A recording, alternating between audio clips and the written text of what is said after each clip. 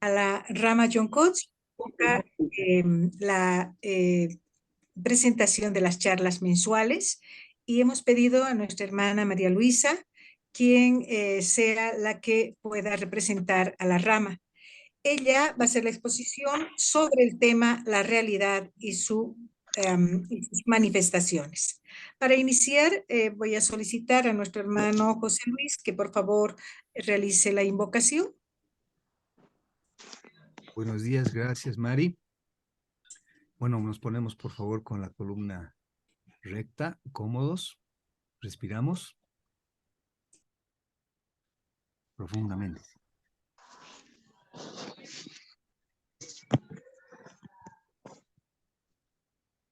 Oh vida oculta que vibras en cada átomo, oh luz oculta que brillas en cada criatura, oh amor oculto que todo lo abarcas en la unidad, que cada ser que se sienta uno contigo sepa que por tanto es también uno con todo lo demás. Paz, paz, paz a todos los seres.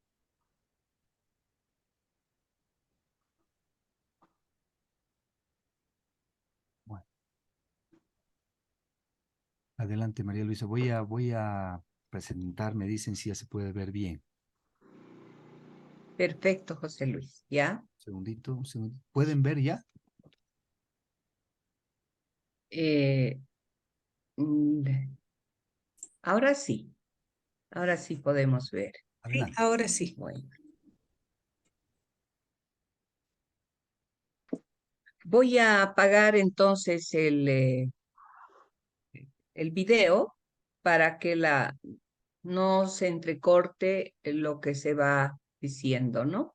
Sí, Bueno, sí. buenos días, hermanos, hermanas. Realmente una gran alegría poder compartir con ustedes algunos conceptos, algunos mensajes, algunas instrucciones de nuestros hermanos mayores que posiblemente sea de conocimiento de la mayoría de ustedes y no de todos, pero que en esta oportunidad he querido digamos, resumirlos y traer para que podamos compartir. Por supuesto que no es todo mi experiencia, ¿no es cierto? Sino más bien es lo que hemos leído, lo que hemos tratado de comprender y aquello en que realmente pensamos que sí que es la realidad. Y bueno, el tema, como nos decía Mari, es la realidad y sus manifestaciones, porque no es fácil tener claridad sobre qué es real y qué es lo irreal. Cuando empezamos a sondear, a estudiar teosofía, encontramos que muchas cosas que nosotros las tomábamos como realidad no habían sido tan reales y que aquello que, bueno, que nunca lo habíamos pensado siquiera, era una realidad indiscutible en el conocimiento esotérico. De ahí que nos preguntamos, ¿no? Y decimos lo irreal del mundo que vemos y lo real del mundo que no vemos.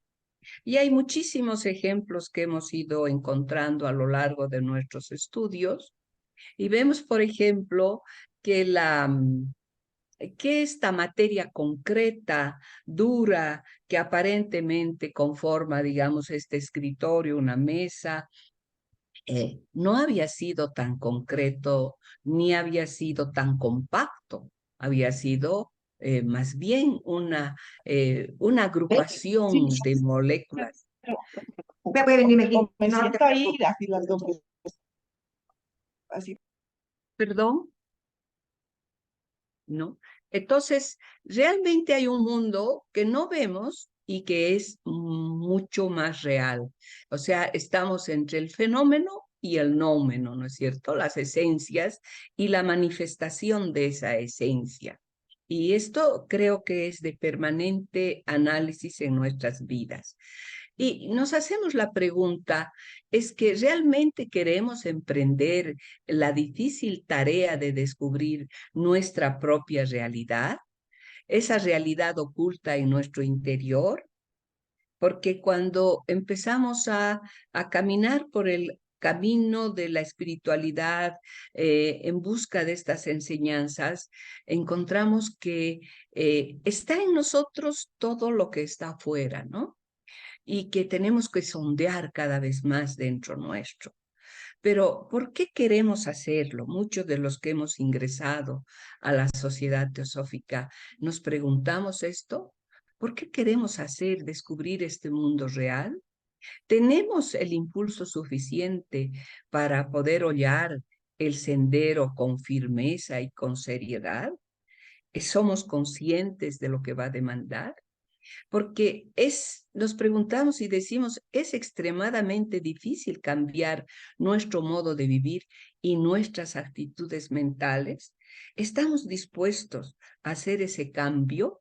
Porque por lo general estamos cómodos en nuestro mundo ya conocido, nuestras emociones, nuestros pensamientos, hasta nuestras costumbres biológicas, sí, físicas, etcétera, ¿no? Lo que comemos nos gusta, no queremos cambiar, aunque sabemos que de repente no es el alimento adecuado, etcétera. Y también otra pregunta importante, ¿tenemos dudas profundas acerca de cuestiones básicas de la vida? Creo que la mayoría de nosotros ha ingresado a este mundo de la búsqueda en la teosofía porque se nos han presentado estas dudas. ¿Y quién soy al final? ¿Por qué estoy viviendo? Si sé que después de unos años he de dejar este mundo, después de una lucha, de una búsqueda, qué sé yo, de un esfuerzo, tenemos que dejarlo todo. Y bueno, ahora sabemos que partimos hacia otro estado de conciencia, pero antes de adentrarnos en la teosofía, pues nos parece un mundo sin sentido, un mundo al que nacemos, trabajamos, nos esforzamos, tenemos problemas, satisfacciones, y después resulta que todo eso debe desaparecer. Bueno, el mundo en el que vivimos no es en concreto lo que parece ser y no somos conscientes de su verdadera índole por lo general. Incluso quienes ya hemos empezado este estudio, ¿no? Nos damos cuenta de que no somos totalmente conscientes de la realidad. La siguiente. ¿Qué es lo que decimos aquí cuando se ve un problema con la luz de Buddhi? Lo vemos con claridad y sin dudas. Y creo que el hermano Reik con los aportes que nos ha dado, ha puesto bien en claro cómo no, a veces lo que consideramos que es de una manera y tiene un sentido, no lo había sido tanto. Y bueno, nos ayuda a los pies del maestro a reflexionar sobre esto, porque dice, maestro, de lo ilusorio condúceme a lo real, de la oscuridad condúceme a la luz, de la muerte condúceme a la inmortalidad. O sea, hay algo que es irreal y algo que es real. Y él nos dice, el señor Krishnamurti nos dice, estas no son palabras mías, son las palabras del maestro que me enseñó. Sin él, sin el maestro, no hubiera podido hacer nada, pero con su ayuda he puesto los pies en el sendero. Y también continúa recordándonos y nos dice, debes recordar que hay muchas variedades de lo real y lo ilusorio, cuando nos habla de discernimiento, ¿no? Discernir, conocer lo real, pero hay muchas variedades y que por eso debes seguir discerniendo entre lo recto y lo incorrecto. Aún en esta etapa hay algo que tenemos que seguir viendo qué es más correcto, qué es más incorrecto. entre lo importante y lo no importante, entre lo útil y lo inservible, entre lo verdadero y lo falso, lo egoísta y lo no egoísta. O sea, continúa el trabajo. La siguiente.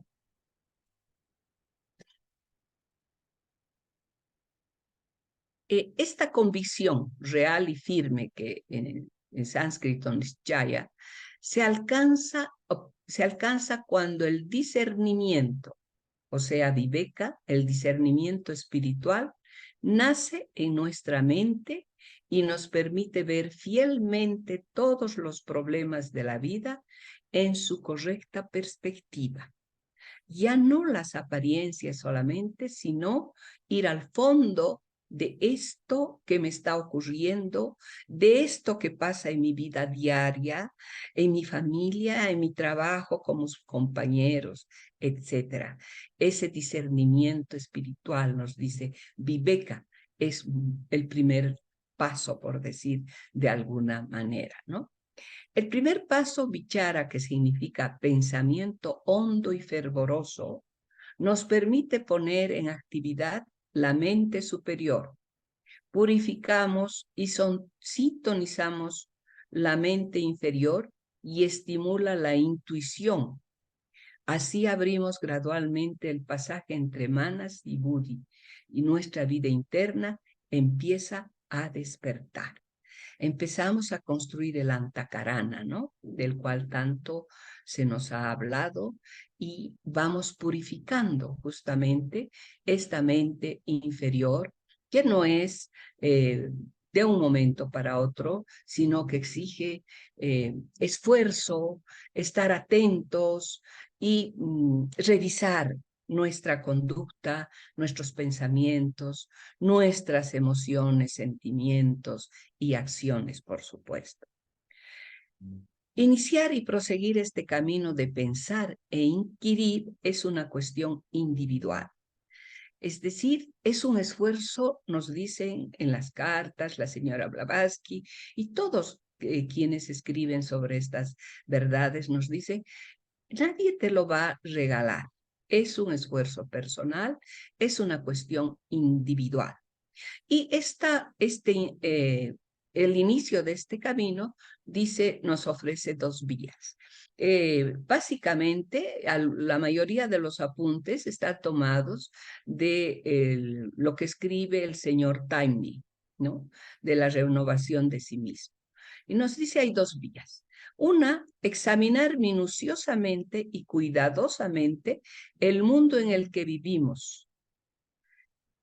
Examinarlo a la luz de las enseñanzas de nuestros grandes instructores, a la luz de nuestra propia razón y experiencia, que está relacionado con el espacio y el tiempo, ¿no? De ahí que la señora Blavatsky nos repite frecuentemente, no tienes que aceptar nada de lo que se dice simplemente porque lo diga yo o un instructor.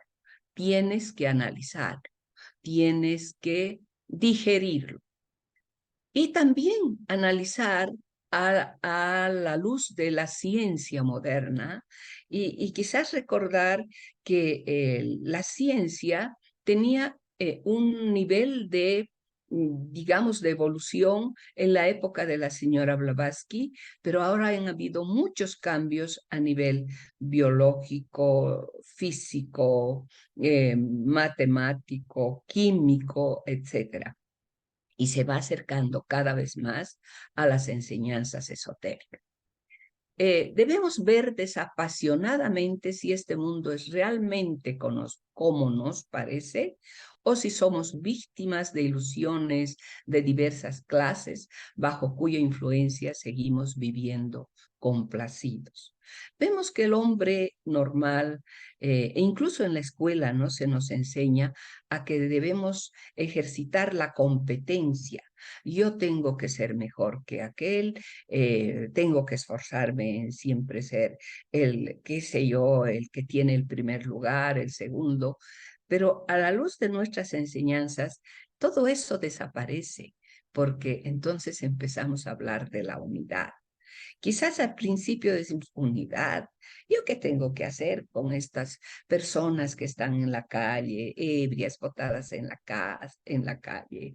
¿Qué tengo que hacer con estas situaciones donde veo que hay una violencia exagerada y como que el hombre está siendo digamos, el que hace daño al otro, a la otra persona? Pero si vamos analizando realmente estas leyes, encontramos que sí, que somos uno solo. En principio, a veces, ni siquiera intelectualmente podemos aceptarlo, y mucho menos en la vivencia ya, ¿no? De ser uno con el pariente o la pariente que me cae pesada, por ejemplo, ¿no? Entonces, cosas de ese tipo. Y la otra vía es el ferviente examen mental del mundo al que queremos entrar. Y el maestro nos dice, entrad de vuestro mundo al nuestro. Tenemos que hacer el esfuerzo nosotros para entrar en el sendero. No es que se nos ha de invitar a ingresar al sendero, pero somos conscientes de lo que estamos pidiendo, de lo que queremos hacer. ¿Hay realmente esa firme voluntad?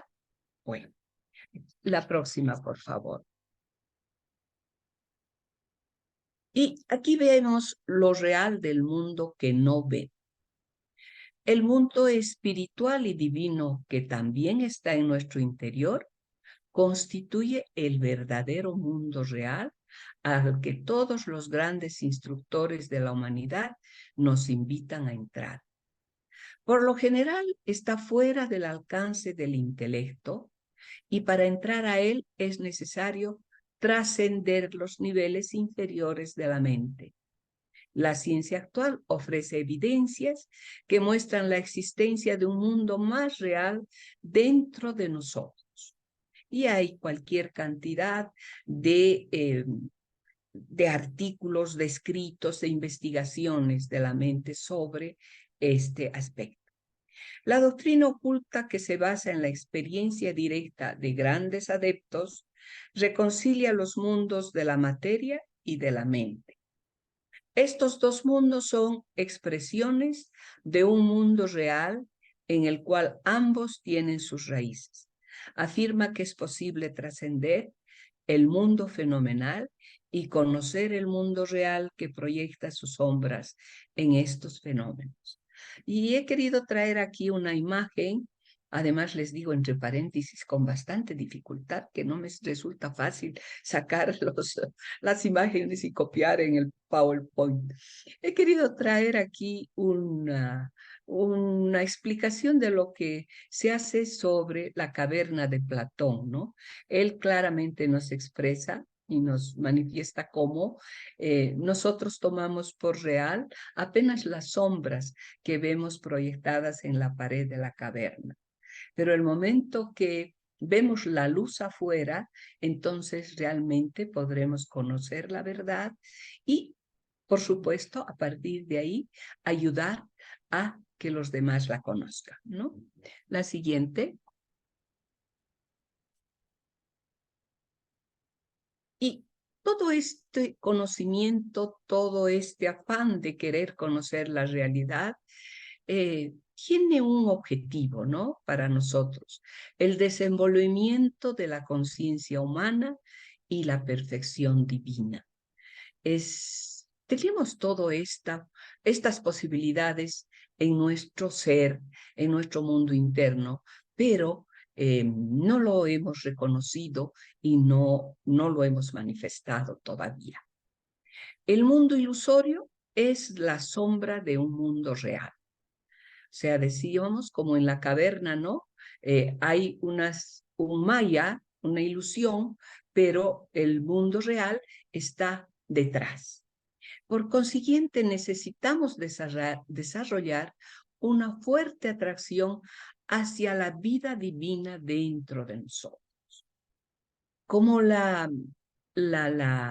árbol que crece a partir de esa semilla que tiene todo los recursos necesarios para convertirse en árbol, así en nosotros está esta vida divina dentro de nosotros. Tenemos que cultivarlo, tenemos que conocerlo y sacarlo y manifestarlo.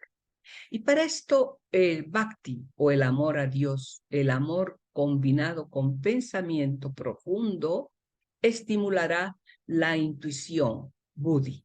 Nuestro segundo principio, viendo desde arriba, ¿no? Atman Buddhi. Y al desarrollarse buddhi e infiltrarse en nuestra mente, empezará a resolverse todos nuestros problemas y nuestra vida interna comenzará a desenvolverse firmemente. Ese amor o bhakti es la atracción que un fragmento de la divinidad siente hacia el todo del cual se derivan esos fragmentos. Y decimos que el amor solo puede existir entre las criaturas separadas. Esto es algo que me ha llamado mucho la atención, que realmente el amor existe entre las criaturas separadas. Cuando alcanzan su unión, se ha transformado en la conciencia pura de la unidad. A este estado se lo llama Ananda o estado de gloria suprema. Es decir, cuando hay esta unión ya profunda, es que ya no existe el otro, ¿no? Y es la única realidad, esta unidad, este ser uno con el otro. Como dice, me parece Krishnamurti, el otro no existe, tú eres el otro, ¿no? La siguiente. Nosotros hemos estudiado que la manifestación se expresa en 7 planos o principios y el hombre también participa, es septenario. Los 4 principios inferiores constituyen el cuaternario inferior, la personalidad temporal. Los 3 principios superiores constituyen la individualidad inmortal, el hombre que reencarna. Nuevamente traemos esta enseñanza para recordar que sí, que hay una parte que también es irreal y una parte que es real en nuestro ser, nuestro microcosmos, el hombre, el ser humano, ¿no? La personalidad, que es generalmente a la que le damos mayor importancia, fuerza, y que nos enseñan a que tenemos que tener buena personalidad. Es apenas una expresión temporal, desaparece después de cada encarnación. La trabajamos con esfuerzo, pero esto ha de desaparecer, ha de morir. Permite la personalidad, sin embargo, no es que no tiene ningún objetivo, sino que permite adquirir experiencias y desenvolver las facultades mentales y espirituales de la individualidad. Transfiere a la individualidad la esencia de su vida. Es un instrumento temporal de la individualidad y en el proceso de evolución se vuelve cada vez un instrumento más eficiente. ¿Me permiten? Voy a cerrar la puerta porque mi nieto está gritando.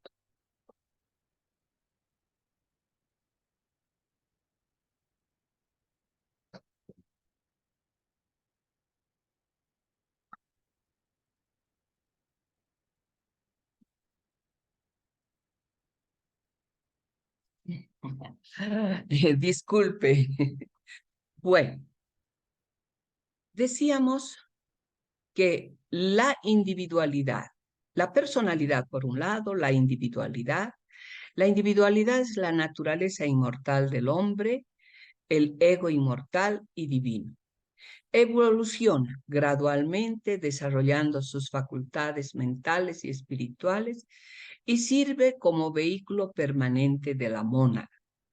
Se expresa por medio de manas, buddhi y atma, la tríada superior. El desarrollo de estos 3 principios por medio de sus respectivos vehículos es lo que realmente constituye la evolución humana y es lo que realmente debe interesarle al aspirante. Debe interesarnos trabajar en estos 3 vehículos. Siguiente.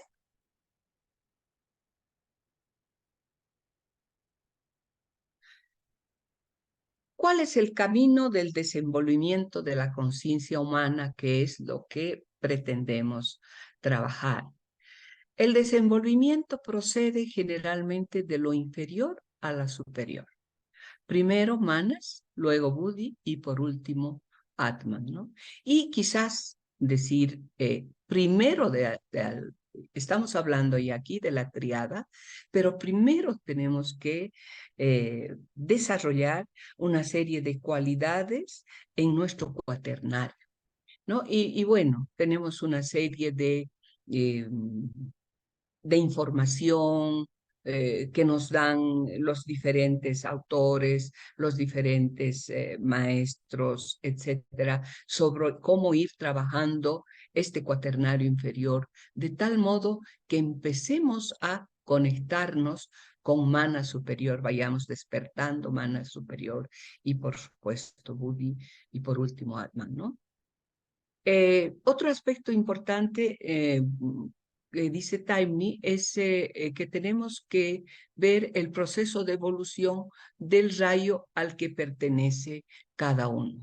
Sabemos que hay 7 rayos, cada rayo tiene sus propias características, aunque al final del camino prácticamente se va desarrollando, nos dice las enseñanzas, vamos desarrollando aspectos no solo de nuestro rayo, sino también de los otros rayos. Lo primero entonces en este trabajo del desenvolvimiento de la conciencia humana es el conocimiento. Es conveniente comenzar estudiando conceptos teóricos y ahí es el esfuerzo en el que estamos nosotros metidos, tratando de entender y comprender muchas de estas enseñanzas que se nos ha dejado. Es conveniente comenzar estudiando conceptos teóricos respecto a la naturaleza de la realidad y sus manifestaciones, así como los métodos que se adoptan para descubrir esta realidad dentro de nosotros. Y para esto debemos distinguir y hacer diferencia entre opinión, conocimiento y sabiduría, ¿no? Al principio generalmente tenemos solo opiniones, conceptos que agarramos así un poco sueltos y después los vamos ensamblando, vamos viendo, relacionando, profundizando y tratando de llevar a la práctica, hacerlo realmente parte de nuestra vida y por último la sabiduría, ¿no? Estudiar ¿y qué es lo básico que que podemos y debemos estudiar? Las enseñanzas de la doctrina esotérica. Por ejemplo, en el preámbulo, en el prefacio de la doctrina secreta, tenemos unas enseñanzas básicas que es fundamental que las profundicemos y las estudiemos, ¿no? Por ejemplo, algo importante, conocer y estudiar el principio omnipresente, este principio eterno sin límites, como lo llamamos la raíz sin raíz. Este es un concepto para quienes no hemos adentrado en la filosofía y por primera vez nos encontramos con esto. Es realmente un poco difícil de asimilar porque sobre todo quienes estábamos en el mundo católico teníamos la idea de aquel Dios creador y aquel Dios que castiga, que nos premia, etcétera, ¿no? Entonces, enfrentarnos con estos conceptos ya un poco hace que volcamos la balanza, ¿no? Otro aspecto importante, la identidad fundamental de todas las almas con el alma suprema universal. Aquí, tanto con con la primera mención como con esta, vamos reafirmando el concepto de la unidad, ¿no? Y estudiar también las leyes de la naturaleza. Todas estas, la ley de los ciclos, la ley de causa y efecto, la ley de karma, reencarnación, la ley de movimiento, etcétera, que hay varias obras que nos ayudan a conocer estas leyes. Y los métodos que se adoptan para descubrir esta realidad dentro de nosotros. ¿Cómo podemos llegar a esta realidad que está tan oculta? ¿Qué instrumentos a qué instrumentos podemos recurrir? Los libros, los maestros nos dan pautas, pero no tenemos ahí la viñeta que nos dice, esto tienes que hacer así. No hay. Entonces tenemos que ir adaptando, descubriendo lo que de acuerdo a nuestras posibilidades encontremos, ¿no? Y ahí vemos la importancia que hay sobre la lectura meditativa, la meditación, el estudio en grupo. Por eso es fundamental que nos reunamos, que sigamos haciendo nuestras reuniones presenciales y ver cuál es esta realidad dentro de nosotros. En este momento, ¿cuál es mi realidad? ¿Quién soy realmente? ¿Qué es lo que habría trabajado, habría desarrollado? ¿Y qué es lo que falta? Y ahí tenemos que ver, además de meditación, la autoobservación, la autoconciencia, en fin, todos los métodos que nos sugieren, ¿no? Desde hacer el recuento en la noche antes de ir a dormir y ver qué es qué hemos fallado y qué es lo que tenemos que rectificar. El esfuerzo por comprender estos conceptos filosóficos acerca de las realidades ocultas pondrá en actividad y desarrollará mana superior.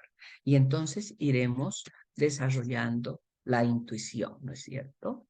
La siguiente. El siguiente paso, desenvolver buddhi. Hemos empezado los estudios a cuestionarnos, etcétera, pero nuestro trabajo tiene que ser no, volvemos al segundo, por favor, al anterior, volvemos al anterior, el 2. Debemos tratar de desenvolver buddhi y adquirir verdadera sabiduría. Tratar de convertir en actos los ideales de la vida espiritual y así transmutar el conocimiento intelectual en sabiduría. Si nos hemos quedado en los conceptos como muy interesantes, muy buenos, etcétera, muy ciertos, pero no hacemos el esfuerzo de llevarlos a la vida, bueno, seguimos pataleando ahí mismo. Importante desarrollar la devoción o amor como parte integral de nuestro carácter, porque este es el método más potente para desenvolver buddhi y adquirir verdadera sabiduría. Todos los tipos de amores se derivan del amor divino, nos dice Taino. Nos dicen que la devoción o el bhakti yoga, el amor, es el camino más directo. A través de los otros caminos vamos a ir a través de un camino serpenteando hacia buscar la cumbre, ¿no? Pero para conocer el amor divino debemos experimentarlo, desarrollarlo en nuestro propio corazón. Por eso he querido traer esta imagen de Santa Teresa de Jesús, que ella nos habla de la entrega al amado, del matrimonio perfecto con el amado, con Dios. Santa Teresa de Jesús, ¿y cómo se llama esto? Bueno, se me ha ido el nombre del santo con el que ella trabaja, ¿no? San Juan de la Cruz, que tiene también unas expresiones muy profundas de este carácter devocional y de amor profundo, de identificación con la divinidad. Y nos dice, pero para conocer el amor divino debemos experimentarlo, desarrollarlo en nuestro propio corazón. Seguimos viendo que el camino siempre es individual. Tiene forma de intenso amor a Dios y toma la forma de la más alta paz y serenidad, que lo conocemos en nuestra terminología en sánscrito como Ananda. Su naturaleza más íntima es Néctar. Es como si hubiéramos llegado a un estado de serenidad y de paz profunda. La siguiente, por favor. La siguiente.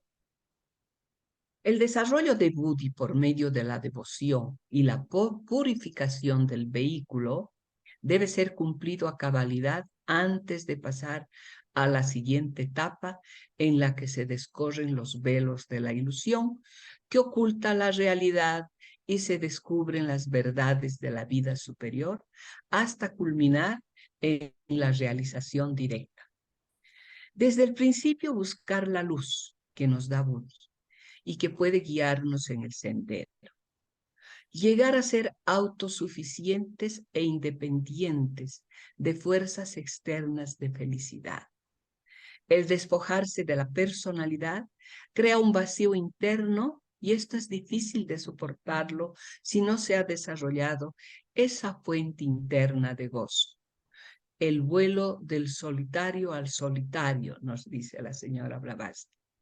Y muchos aspirantes, nos dice, recaen en la vida mundana en esta etapa.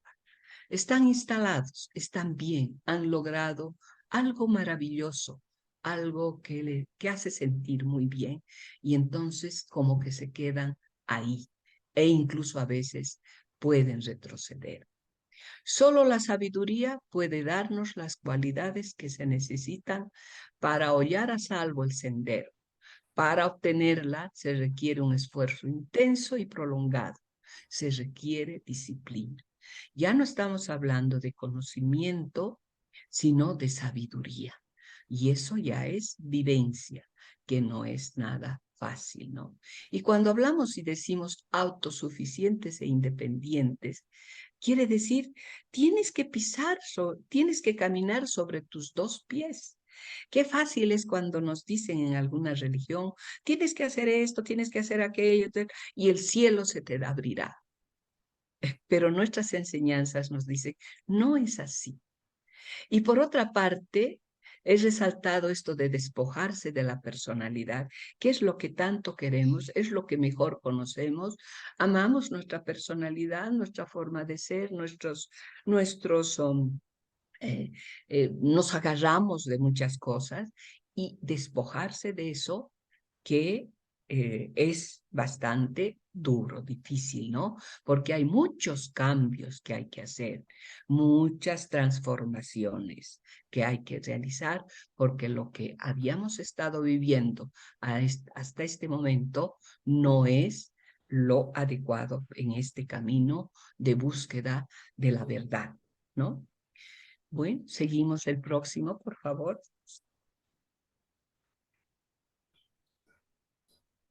Y decimos que la esencia misma de la sabiduría se halla contenida en el no ser. Es lo que nos dicen los cabalistas. Y nos dicen la sabiduría es una paz que sobrepasa la comprensión. Es decir, está más allá de la mente concreta, ¿no? Es el conocimiento infalible que empieza a fluir nuestra mente desde adentro. Despierta esta tierna simpatía hacia toda vida. Es la exquisita sensación de unidad con otros seres humanos. Es la fuente de gozo que canta dentro de uno sin motivo u ocasión. Solo leyendo esto y reflexionando sobre esto podemos entender por qué una Teresa de Calcuta tiene que dejar la comodidad de su hogar e ir a servir a los más, a quienes más sufren y tienen más dolor. ¿No? Podemos entender recién muchas cosas. Es la seguridad que se experimenta al sentir que en Dios vivimos, en Dios nos movemos y en Dios tenemos nuestro ser. Y ahí decimos, Padre nuestro, no decimos Padre mío. Padre nuestro, hágase tu voluntad, no mi voluntad, Padre, que se haga tu voluntad. así en el cielo como en la tierra, ¿no? Muchos aspirantes se contentarían con quedarse en esta etapa y no hacer esfuerzos por avanzar, pero esta no es la meta. La meta es la evolución. Apenas estamos queriendo abrir la puerta, ¿no? Y bueno, todavía nos falta mucho. La siguiente, por favor. ¿Qué es un tercer paso que nos sugiere Taimni, que dice la realización directa? La meta de la evolución humana es la liberación y realización directa. Se da cuando no solo sentimos la realidad por medio de la facultad búdica, sino que conocemos esa realidad directamente por medio de Atma, al fusionar nuestra conciencia con ella.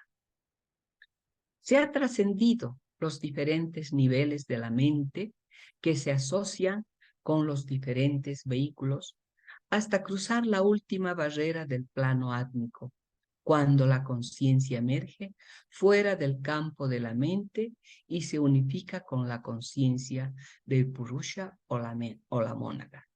Se basa en la voluntad, por el uso de la voluntad espiritual o voluntad átmica. Puede purificarse la mente y ponerla bajo control, hasta inhibir completamente sus modificaciones en samadhi. Es la universal tendencia armónica que actúa por medio del mana superior. Sabemos que esta voluntad divina en los planos inferiores se presenta como deseo, ¿no? Y en el plano átmico es la voluntad del Padre, la voluntad divina. La mónada se desarrolla ella misma de los niveles inferiores de la mente, uno a uno, hasta que su conciencia se libera de su vehículo átmico y la mónada se yergue libre en su verdadera índole divina, realizada y con perfecto dominio sobre todos sus vehículos inferiores. Se lo llame Jivanmukti, liberación, nirvana, nombres que se le dan a ese estado de conciencia exaltado que el yogi alcanza cuando ha completado su evolución. La siguiente. Vemos así como los tres principios superiores del hombre se desenvuelven uno tras otro en las tres etapas. En la primera, la inteligencia en la primera, el amor en la segunda y la voluntad espiritual en la tercera etapa.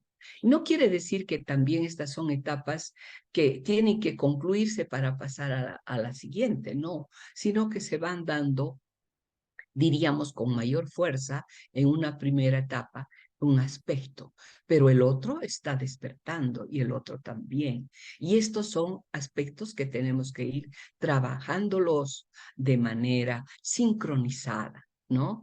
Porque, bueno, aunque la inteligencia es lo que hemos de desarrollar, el conocimiento en esta primera etapa, si no hay esa entrega, ese deseo de seguir por el camino por el camino de la espiritualidad, si no hay el amor, entonces esa inteligencia o esa primera etapa se ha de quedar ahí en un simple conocimiento intelectual, ¿no? Entonces se van dando todos estos aspectos de manera, digamos, sincronizada. Y en La Voz del Silencio encontramos que la señora Blavatsky nos dice, no puedes recorrer el sendero antes que tú te hayas convertido en el sendero mismo. Es bastante fuerte, ¿no? Y para concluir, quiero presentarles también este mensaje que nos da la señora Blavatsky, que nos dice, hay un camino empinado y agreste, rodeado de peligros de todo tipo, pero sin embargo un camino que conduce al corazón mismo del universo. Puedo deciros cómo encontrar a aquellos que os mostrarán la puerta secreta que solo se abre hacia el interior. Ella nos dice, no, yo les voy a mostrar el camino. No, nos dice, puedo decirles cómo encontrar a aquellos que os mostrarán la puerta secreta, que solo se abre hacia el interior. Es una puerta secreta que se ha de abrir cuando nuestro yo interno le dé el permiso para que se abra. Y se cierra rápidamente detrás del neófito para siempre. No hay peligro que un coraje intrépido no pueda conquistar. No hay prueba que una pureza inmaculada no pueda superar. No hay dificultad que un intelecto fuerte no pueda vencer. Para quienes avanzan, hay una recompensa que está más allá de toda descripción. El poder de bendecir y salvar a la humanidad. Para quienes fallan, hay otras vidas en las que el éxito llegará. Y nos da una gran esperanza. Y nos da fortaleza. Y nos dice, puedes, intenta, trata, sigue. Aunque cada vez y cada día tenemos errores garrafales. Pero podemos. Tenemos que tratar de seguir buscando esta meta, pero no es porque, nos dicen también, no es porque tú tienes que ser espiritual, sino que es para poder bendecir y salvar a la humanidad, ayudar a la humanidad. Y bueno, el siguiente, para concluir, he querido copiar esto que mandó una hermana a nuestros WhatsApp, que dice, todo aquello que el hombre ignora no existe para él. Por eso el universo de cada uno se resume al tamaño de su saber, de Einstein. Si no entiendo algo es porque no existe para mí. Todavía no he llegado a comprenderlo porque mi nivel de comprensión está todavía por desarrollarse. Hermanos queridos, esto es lo que he querido compartir con ustedes. Son opiniones, criterios, enseñanzas de nuestros hermanos mayores. Muy poco hay de mí, casi nada. Pero bueno, creo que lo he hecho con todo cariño y bueno, ustedes tendrán algo que acotar, que preguntar. Si puedo responder algo, lo haré y si no, pues adelante. José Luis, no sé si alguien quiere participar, decir algo. Gracias, María Luisa. Excelente, excelente ponencia. Te agradezco mucho. Y bueno, pues ahora sí, adelante, pueden abrir micrófonos y podemos hacer preguntas, comentarios al tema que propuso María Luisa. Si me permites, José Luis, agradecerte, María Luisa, por la exposición brillante, como siempre. Es un tema muy importante, creo yo, y quizá es ratificarnos también en esos tres pilares fundamentales que tenemos los que elegimos de alguna manera transitar este sendero, que es el estudio, la meditación y el servicio. Creo que a partir de la práctica de estos tres puntales podríamos ir avanzando poco a poco en la vida, ¿no? Gracias, María Luisa, de corazón. Gracias, Mari. Si puedo participar. Adelante, Beatriz. Buen día, hermanos. Un abrazo para todos, hermanos, hermanas. Y muchas gracias, María Luisa. Muy hermosa tu exposición. Se nota, se siente que ha sido con muchísimo cariño desde tu corazón, porque me ha inspirado mucho. En serio, sentí unas ganas de ya estar ahí, pero es que se sentía que salía tanto de tu corazón y ahora se ve que cuando sale las palabras del corazón de una persona llegan al corazón de la otra. Entonces, eso se agradece muchísimo porque no es solamente una conferencia, sino algo que llega. Qué importante, me he sentido muy feliz, muy contenta, muy inspirada con tu exposición. Solo que quisiera saber una cosita, ¿cómo se sabe cuál es nuestro rayo? perdón, tendríamos que hacer un estudio sobre los 7 rayos. Creo que me parece que no sé si José Luis o Reinaldo dieron una conferencia sobre los 7 rayos, pero además podemos estudiarlo, ¿no? Y bueno, hay mucha literatura y cuando vamos estudiando, un poco nos vamos identificando, sí, yo tengo más de este rayo, ¿no? Soy más de esta línea, pero bueno, no sé si alguien quiere eh, decirle algo Sí, más a Beatriz. sí, María Luisa, si me permiten. Bueno, yo no di la charla, fue Reinaldo justamente, pero lo que recuerdo es que tenemos un rayo y no solamente de esta encarnación, ¿no? Es de todo el grupo de encarnaciones que nos toca vivir en este Mahavantar. Sin embargo, tenemos uno que es primordial, pero vamos desarrollando a lo largo de las encarnaciones los otros rayos también, o sea, no es que solamente es uno, ¿no?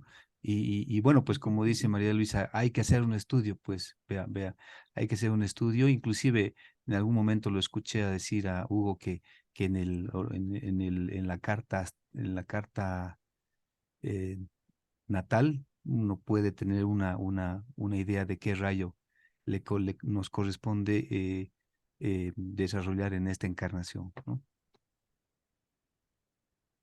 Sí, nos dicen, Muchas por gracias. ejemplo, que aunque Buda es de un rayo, digamos, Cristo, es decir, Jesús fuera de otro rayo, sin embargo, van, diríamos, cultivando los aspectos de los otros rayos también.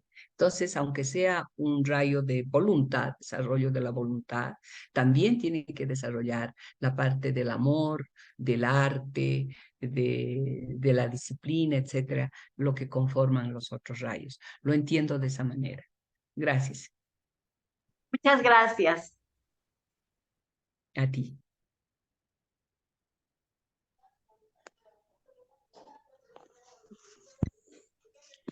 Hola. Adelante, Guillermina. Qué bien. Estoy con un celular, no sé si está funcionando bien. Yo creo que eso de los rayos, lo más importante es estudiar los principios, porque uno se tiene que conocer a sí mismo. Si tú penetras bien en los principios, cuáles son los que tú te guías, si es cama, si es la ambición, si es el amor a los demás, etcétera. Se tiene que conocer a sí mismo y dice Taimi, y fomentar aquellos principios que sabes que te llevan hacia lo superior. Entonces, lo más importante es que cada quien trabaje en sí mismo, porque de nada sirve que venga alguien y te diga, tú eres así, tú eres asado. Gente que no es tú, no es el camino perfecto, digamos. Yo sé que tal vez te pueda ayudar, pero no, el camino más importante es que tú hagas una conciencia de quién eres, cómo eres, qué es lo que necesitas fomentar y qué es lo que necesitas atenuar, ¿no? Gracias. Gracias, Guillermina. Gracias. Adelante, Huguito. Sí, buenos días a todos. Quería comentar respecto a la pregunta de Beatriz. Un método fácil, rápido de acercarnos a nuestra línea de rayo es nuestra preferencia de colores. O sea, si a mí me gusta el color amarillo, entonces puede ser que pertenezca al rayo dorado. O si me gusta el blanco o el verde. En mi caso, siempre me ha gustado el rojo y después he visto que pertenecía al rayo rubí. O sea, una preferencia de colores es el primer paso para tener una idea de a qué línea de rayo pertenecemos. Ahora, el programa Astronex, que se puede descargar en forma gratuita de los métodos Hoover, da con los datos de nacimiento una aproximación exacta en base a los libros de Charles Bailey de qué rayo perteneces, o sea, un rayo mental, un rayo astral y un rayo físico. Les recomendaría descarguen esa aplicación, Astronex, y con eso tienen la respuesta rápidamente. Eso sería todo. Gracias, Huguito. Gracias. La palabra, por favor. Yo aprovecho la respuesta de Hugo. No sé, Huguito, si podrías preparar una charla. Así todos los que participamos podemos, con tu ayuda, entender al rayo que tenemos que trabajar en esta encarnación y algo más completo. Yo creo que tú lo puedes hacer muy bien, Huguito, y no sé qué es el resto, pero yo lo invito a que se prepare una charla justamente de este tema. Gracias, José Luis. A ver, lo voy a hacer a la brevedad posible. Muchas gracias. Gracias, qué bien. Perfecto. Tiene una charla que está en la Sociedad Teosófica, en el... Sí. Adelante, Dora. Bueno, adhiriéndome a lo que dice José Luis, pero en otro sentido. Me ha encantado tu charla, María Luisa, una charla de reflexión muy meditativa, y para que hagamos una introspección nuestra, que es lo que estamos necesitando en estos momentos.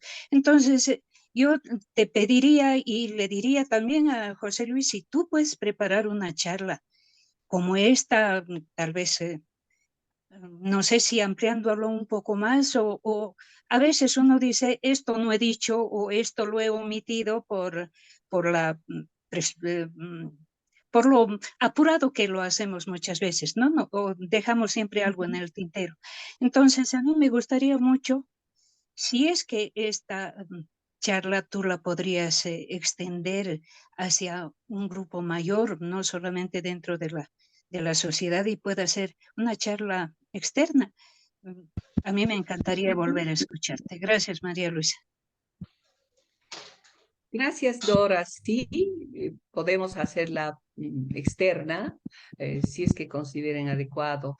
Miren, yo he pensado que tendríamos que un poco interactuar con Santa Cruz, Tarija y Oruro, ¿no? Visitar, y por qué no también La Paz y Cochabamba, visitar a estos centros, a estos COE, y llevar así alguna charlita. De repente podemos ir 2, 3 personas a uno de los COE, a una de las ciudades, y hacer un programita público para la gente que quiera asistir, ¿no? Y bueno, una manera de reforzar el trabajo que están haciendo nuestros hermanos en cada uno de los COE. Creo que nos podemos poner de acuerdo, y si les parece que esta charla puede ir ahí, con todo gusto, como tú dices, de repente hay que pulirla un poquito, porque depende también de el público que escucha, ¿no? De repente suprimir totalmente todo lo que es sánscrito o ampliar, no sé, eso habría que ver, ¿no? Gracias por tu sugerencia, Dora. Gracias. No, gracias a ti, María Luisa. Adelante, Guillermina.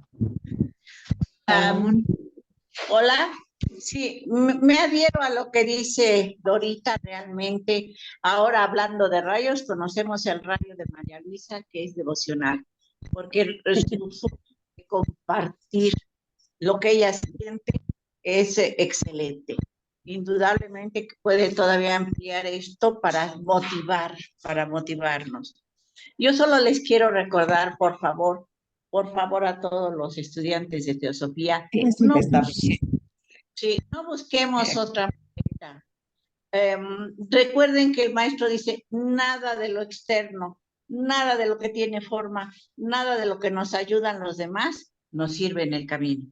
Solo el esfuerzo, la introspección, el conocernos, el trabajar en nosotros mismos es lo que estamos haciendo es informar, pero no vivir, ese es el problema, ¿no? Que la astrología que se maneja es para la personalidad. Entonces, está bien que se conozca, que tengan curiosidad, pero recuerden que el verdadero camino es para la individualidad, para lo superior. Ya hemos pasado años y hemos estado en manos de los que nos dan fórmulas secretas y nos manejan y se vuelve nuestra muleta, y gracias a ellos no avanzamos. Ya hemos pasado. Perdón, Vilma, si podría apagar el micrófono, por favor. Oh, perdón. Sí. Adelante, Tomar, Guillermina. tomar nuestra vida en nuestras manos nosotros somos los que estamos arriesgando el futuro de nuestra individualidad, el futuro de la monada. Nosotros somos los que lo estamos arriesgando. Entonces, tomemos esa vida, esa experiencia, ese futuro en nuestras manos y dejemos de creer en muletas y en ayudas externas. Eso es lo que opino. Gracias. Gracias, Guille. Sí, es estar atento y descubrirnos día a día es importante, ¿no? Fíjense, bueno, como siempre he trabajado y trataba de hacer de la mejor manera mi trabajo, el que me tocaba en la vida normal, para ganarse los pesitos, como decimos. Trataba de hacer las cosas, como dicen, para ayer. Pero ¿qué había cultivado? La impaciencia. Y entonces me doy cuenta que es un aspecto importante que el que tengo que poner atención, ¿no?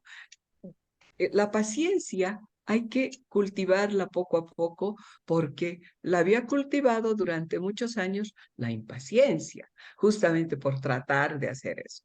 Y como hemos visto y nos dicen nuestros hermanos mayores, cada uno está solitario en el camino, en este camino. Tenemos los mapas, tenemos las informaciones, tenemos ayuda, pero el trabajo mismo es personal y cada uno tiene que hacerlo. Gracias. El viaje de lo solitario a lo solitario. De lo solitario a lo solitario. Gracias, gracias. Bueno, no sé si no hay más participación, José Luis. Sí. Entonces, La palabra, por favor. Vilma, creo que Vilma quiere está hablar. hablando. Adelante, Sí, Vilma. está cerrado el micrófono. Vilma, tu micrófono está cerrado. Ahora sí. Yo. No es Vilma. Bueno, tengan ustedes muy buenos días. Hemos llegado un poquito tarde con Vilma porque nos fuimos a la sociedad y nos encontramos con todo cerrado. Bueno, pero ya estamos acá. Primero, agradecerte, María Luisa, por la riqueza de pensamientos que has recogido y nos has dado la oportunidad de refrescarnos nuevamente, ¿no? Porque la memoria es frágil y nos olvidamos. Pero en la medida que ibas haciéndome, exponiendo, se me ocurrió dos cosas. Primero, que nosotros estamos queriendo captar unas enseñanzas que son de vivencia de una mentalidad oriental, con una mentalidad occidental. Todo siempre tratando de sistematizar. Primero hacer esto, y no sé cuándo llegaremos a la meta. Y segundo, un poco como que nos hemos olvidado nuestros orígenes por agarrar lo externo, ¿no? Que en resumen no es tampoco tan externo. En nuestras raíces nosotros vemos la práctica, la vivencia, aunque se ha perdido bastante, de la forma como viven las comunidades. La mita, la minca, etcétera, etcétera, son formas de vivencia donde nos están diciendo que el progreso o el beneficio que recibe uno es el beneficio o progreso que recibe toda la comunidad. Por eso el trabajo en conjunto, por eso la ayuda mutua, por eso el respeto a la naturaleza. Antes de iniciar una actividad pecuaria, ya sea de siembra, de cosecha o de lo que sea, se agradece primero a la madre naturaleza. Y ahí está justamente esto que nosotros pregonamos en la teoría, la unidad con el todo. Y creo que es muy necesario un poco también mirar lo nuestro, porque sí tenemos una riqueza muy grande. Y creo que es en la sencillez, en la humildad, que uno va consiguiendo esto de la comprensión de la unidad. Y bueno, También habría que ser interesante hacer una miradita a nuestros ancestros. Creo que alguna vez José Luis ya hizo algo acerca de la cultura tiahuanacota, pero creo que ahí necesitamos ahondar más, porque tenemos una riqueza muy grande en eso. Vivencia, además, no teoría, vivencia. Y la estamos perdiendo. Lamentablemente lo estamos perdiendo. Muchas gracias, María Luisa, y bueno, seguiremos haciendo nuestro trabajo, ¿no? Gracias. Gracias, Aida.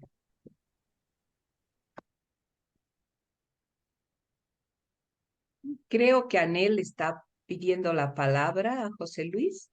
Veo una manito levantada. Adelante, Anel, por favor. No vi la mano, pero posiblemente. Adelante, Anel. No, Ah, puede ser. No, no. no Bueno. es una mano. Ah, No ya, es una sí, mano, sí. es algo que está detrás. Sí, sí. Bueno. Ya. La palabra María Luisa, si se puede. Bueno, agradecerles por haber tenido la paciencia de escucharme y de compartir conmigo estas reflexiones. Agradecerles profundamente y bueno, ojalá haya servido para algo. A mí me ha servido más que a ustedes porque me ha permitido ir reflexionando sobre los diferentes puntos que los he presentado, ¿no? Gracias a la rama John Coates que me ha permitido esta participación con ustedes y un abrazo para todos hermanos, que tengan un buen domingo, que disfruten de lo que queda de este domingo. Gracias mil. Gracias Mari, gracias José Luis, gracias a todos por haber hecho posible toda esta transmisión. Perdón, María Luisa, la palabra, no sé si puedo comentar algo más. Claro. Sí, sobre lo que explicabas, primero agradecerte porque el tema ha sido muy importante y creo que lo hemos sentido con el cariño que lo has expuesto, hemos sentido ese cariño, gracias por eso. Y cuando te escuchaba yo, bueno, pues recordé que en algún momento, en algún video de Juan Viñas, escuché hablar a él. Él explicaba de que el trabajo del sendero es un trabajo, como tú bien decías, solitario, es un gran trabajo y es posiblemente el trabajo más importante que tenemos que hacer, ¿no? Y él también explicaba que en ese trabajo, en el sendero, muchas iniciaciones no se hacen en este plano material, se hacen en el plano astral, ¿no? Y que se tienen que hacer solo, obviamente, ¿no?